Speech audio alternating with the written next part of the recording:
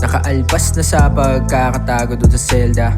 Humilom ng mga sugat at tinanggal na rin ang mga benda. Gusto mo malaman kung paano ba nangyari? Sige ngayon makinig ka sa akin na maigi. Mga pangyayaring nangyari madaling araw yun ng A13. Hating gabi at may ganap daw, silbato lang ng mga tropa. Matik alam ko na kung anong aya, sigurado yan na meron toma. Walang alinlangan at rumekta, sige uminom ka dyan bumomba. Lason sa akin lalamunan at polusyon sa loob na rumoronda. Ilang oras nakalipas at tapos na ang pagbubunying makulit. Ako ay nagpaalam na rin sa dalawang tropa kong malupit. Pero parang kulang kaya naghanap ako ng medyo pampasabik. Naghanap-ganap na pa pwede mamayang umaga na lang babalik. Naalala ko may hindi ako naseen, tropa ko na nag-aya.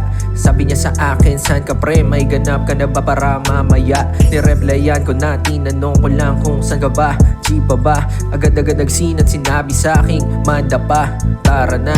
On the way, saan ang scene? Yung location, prepapin. Nagpalit lang ng sapin sa paa para pagdating fresh pa din. 15 minutos ang lumipas at sa wakas nakarating. Parang meron na mali, di ko alam kung ba't napapraning. Hangin medyo malamig, nakakakaba na nakakakilig. Bumibilis na ang bawat pintig. Pagpasok ko sa madilim na silid, binati ako ng aking connect. May mga kasama rin siyang makulit. Marami doong mga tao pero alam kong may mga tulig. Lumipas ulit ng ilang oras at mukhang goods na ang lahat. Amat kumakalabit kaya mipak muna ako sa tapat. Habang nakatambay malumanay na boses sa akin ang lumapat. Diba ikaw si King? Tropa ni Rish na kwento niya rin na gumagawa kang music, baka naman sample ka din. Sabi niya joke lang, pagkatapos tumawa na siyang mahinhin. Akin ang initian, kinamayan, pero akin ang pansin. Mga tinginan ng tao sa gilid na para bang kakaiba din. Inaya ko siya, pumasok na tayo. Sambit niya sa akin, o sige sige. Habang papasok, nasabi niya sa akin na pwede sa'yo tumabi, wala dong problema o bakit hindi. Habang pansin kong hirap siyang umiti. Pagpwesto na namin doon, usapan ng tropa, biglang tumindi.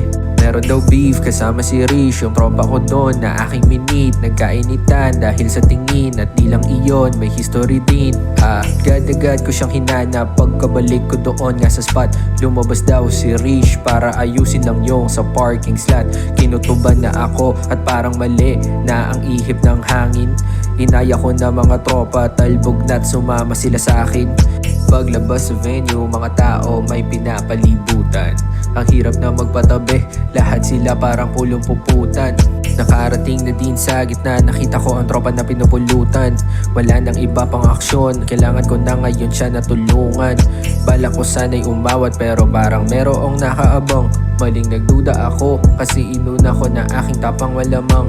Bago pa man makalapit may tumalon galing sa aking likod. Ang bilis ng pangyayari at yung mga eksena na nga sumunod. Fast forward saglit, aking ginupit ang iba pang mga detalye. Basta't naaalala ko na lang pula at asul na ilaw sa kalye. May mga may bale, merong may galos at may pulang pumapatak. Wala na akong phone, meron pa yung wallet tsaka braso kung medyo wasak. May mga parap na nagtatanong, sinong kasama mo dito anak? Hinanap si Rish at aking nakita, sinasakay na siya doon sa truck. Akala ko huli pagkatingin, may ambulance yun na tatak.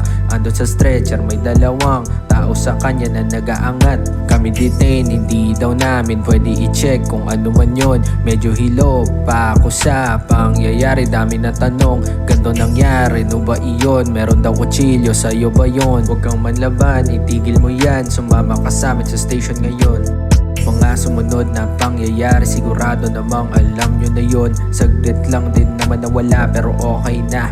Kasi nga nakaalpas na sa pagkakatago ko doon sa selda. Humilom ng mga sugat at tinanggal na rin ang mga benda. Ngayon ay nalaman nyo na kung ano ba talaga ang tunay na nangyari.